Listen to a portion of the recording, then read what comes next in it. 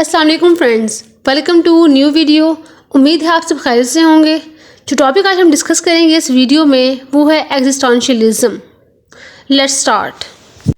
इस वीडियो में हम देखेंगे कि एग्जिस्टेंशियलिज्म है क्या, ये वर्ड किसने कॉइन किया है, इसका जो फादर है वो कौन है, इसकी डेफिनेशन क्या है, इसके थॉट्स क्या हैं, इसके बिलीव्स क्या है, ये टर्म कहाँ से आई है और इन सब चीज़ों को हम देखेंगे। So what is existentialism? सबसे पहले मैं डायरेक्ट डेफिनेशन नहीं बताऊंगी, पहले मैं बताऊंगी कि ये टर्म आई कहाँ से है, ये थॉट कहाँ से अराइज हुआ है लोगों के माइंड में। तो स्टार्ट करते हैं। हम लोग कभी ना कभी खुद से क्वेश्चन करते हैं, यकीनन आप लोगों ने भी किया होगा, कि हमारी जो लाइफ है इसका मकसद क्या है, हम यहाँ पे क्यों हैं और हमने अपनी लाइफ में आगे जाके करना क्या है। इन सब थॉट्स को, इन सब क्वेश्चंस को कहते हैं एग्जिस्टेंशियल थॉट्स। ये जो हमने खुद से क्वेश्चन करते हैं कि हम क्यों आए हैं, मकसद क्या है, यहाँ पे क्यों हैं, इन सब को हम कहते हैं एग्जिस्टेंशियल थॉट्स। और इस थॉट से इंस्पायर्ड है एक फिलोसफिकल थ्योरी जिसका नाम है एग्जिस्टेंशियलिज्म। अगर अब देखते हैं हम कि टर्म आई कहाँ से है।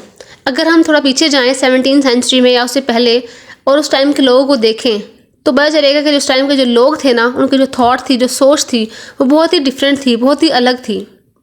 क्योंकि ना एक और उनके पास जो लाइफ थी ना उनकी, वो बहुत बिजी थी। उनके पास टाइम नहीं था, फ्री टाइम नहीं था उनके पास, क्योंकि उस टाइम पे हर इंसान का जो काम था वो फिक्स था।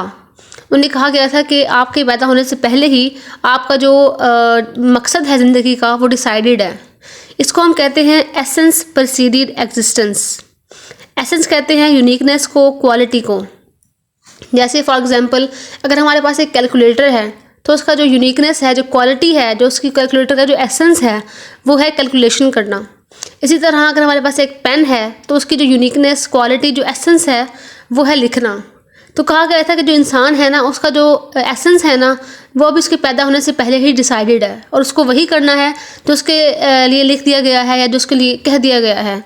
तो उस टाइम पे जो लोग थे ना, उसका उन सबका ये बिलीव था और वो सब आंख बंद करके सोसाइटी के नॉर्म्स को, ट्रेडिशंस को फॉलो करते थे। फिर इसी बिलीव के साथ आहिस्ता आहिस्ता टाइम गुजरता गया और जब 19 और 20वीं सेंचुरी में साइंस और टेक्नोलॉजी में इजाफा हुआ तो लोगों का जो काम था वो आसान हो गया, उनकी ज़िंदगी आसान हो गई। वो कैसे? क्योंकि जब 19 और 20वीं सेंचुरी में मशीनरी आई तो लोग जो उस टाइम से काम कर रहे थे, मतलब हाथों से हर काम कर रहे थे, हैंडमेड चीज़ें बना रहे थे, तो जब मशीन्स आई तो उनका जो काम था वो आसान हो गया। उनका जो काम था वो मशीन्स करने लगी तो उनकी ज़िंदगी आसान हो गई, उनके पास कुछ टाइम बच गया सोचने के लिए, फ्री बैठने के लिए। तो उस टाइम पे 19 और 20वीं सेंचुरी में लोगों ने फिर क्वेश्चन करना स्टार्ट किया था फर्स्ट टाइम कि हम कहाँ से आए हैं, हमारा मकसद क्या है, हम यहाँ पे क्यों हैं। पहले हमने बात की है कि वो लोग इतने बिजी थे, उनका बिलीव था कि हमारे पैदा होने से पहले ही हमारा जो मकसद है वो डिसाइडेड है। तो लोगों ने कभी सोचा ही नहीं इस बारे में कि ऐसा नहीं हो सकता, क्योंकि उनका बिलीव यही बना हुआ था कि हमारा पहले मकसद आता है दुनिया में, बाद में हम लोग आते हैं।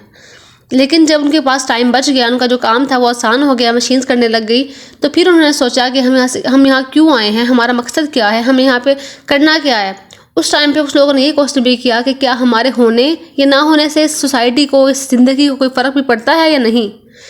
तो इन सब क्वेश्चंस को के आंसर्स को सर्च करते हुए हमारे सामने कुछ थिंकर्स और फिलोसोफर्स आए। इन सब में सबसे जो बड़ा नाम है वो है सोरेन किरकेगार्ड का। किरकेगार्ड जो है वो एक क्रिश्चियन था और एक बहुत ही फेमस फिलोसोफर था। उसने इस चीज़ पे बहुत ज़्यादा वर्क किया है। उसने बात की है इंडिविजुअल चॉइस की, स्ट्रगल टू फाइंड मीनिंग की।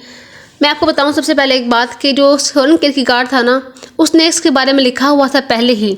उसने एक वर्क लिखा था आइदर उस 1843 में।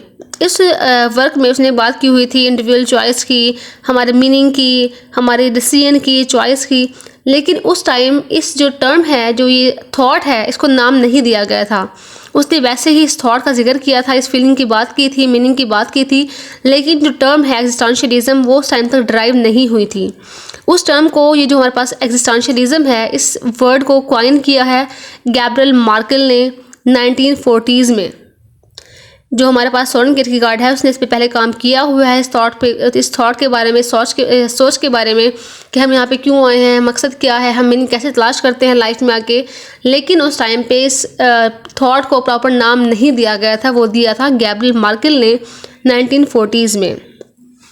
तो जैसे हमने पहले बताया कि जो किरकेगार्ड है वो क्रिश्चियन था, उसका गॉड पे बिलीव था, लेकिन जो ट्रेडिशंस और रूल्स बनाए गए थे चर्च के अंदर, इसने उन रूल्स और ट्रेडिशन को रिजेक्ट किया।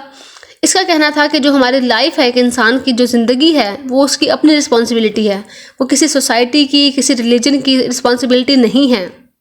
और उसका कहना ये भी था कि ये हम लोगों को, इंडिविजुअल को डिसाइड करना है कि वो कैसे खुद को अपने गॉड से, अपने क्रिएटर से जोड़ते हैं।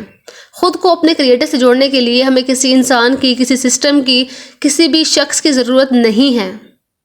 इसके ये बिलीव्स थे। सॉरेन किरकेगार्ड को कहा जाता है कि ये फादर है एग्जिस्टेंशियलिज्म का। He is called father of existentialism. इसके बाद जो सेकंड फेमस फिलोसोफर है हमारे पास एग्जिस्टेंशियलिज्म का, वो है जीन पॉल सार्ट्रे। जीन पॉल सार्ट्रे जो है उसने भी इस चीज़ के बारे में बात की है, एग्जिस्टेंशियलिज्म के बारे में बात की है। ये एक एक्स्ट्राऑर्डिनरी ऑथर था और एक बहुत इम्पॉर्टेंट फ़िलोसोफर था। इसने एक वर्क लिखा था बीइंग एंड नथिंगनेस 1953 में। इसने उस वर्क में बात की थी फ्रीडम की, एग्जिस्टेंस की, कॉन्शियसनेस की, चॉइस की।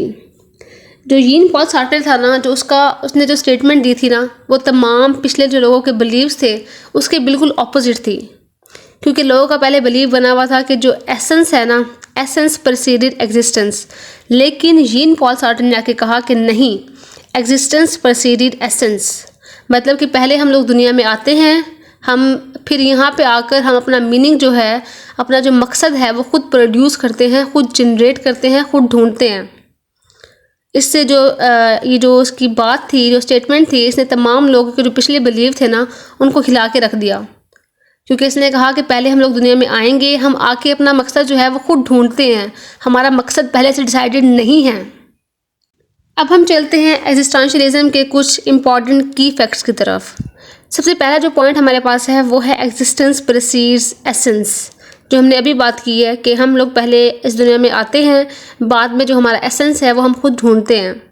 इसमें यही है कि जो एक इंडिविजुअल है ना, वो एक फ्री एजेंट है। जो उसकी चॉइसेस हैं, उसकी अपनी रिस्पॉन्सिबिलिटी है, उसको सोचना है कि उसने क्या करना है, क्या नहीं करना। इसके बाद सेकंड पॉइंट है कि लाइफ इज़ अब्सर्ड। जो एग्जिस्टेंशियलिज्म है ना, इसके अकॉर्डिंग जो ज़िंदगी है ये एक अब्सर्ड है, ये मीनिंगलेस है, इसका कोई मीनिंग नहीं है। जो इंसान है वो इस दुनिया में आता है और इस दुनिया को आके मीनिंगफुल बनाता है। मतलब कि जो ज़िंदगी है वो खुद एक मीनिंगलेस है, लेकिन इंसान आके इसमें अपना मीनिंग खुद ढूंढता है, इसको मीनिंगफुल खुद बनाता है।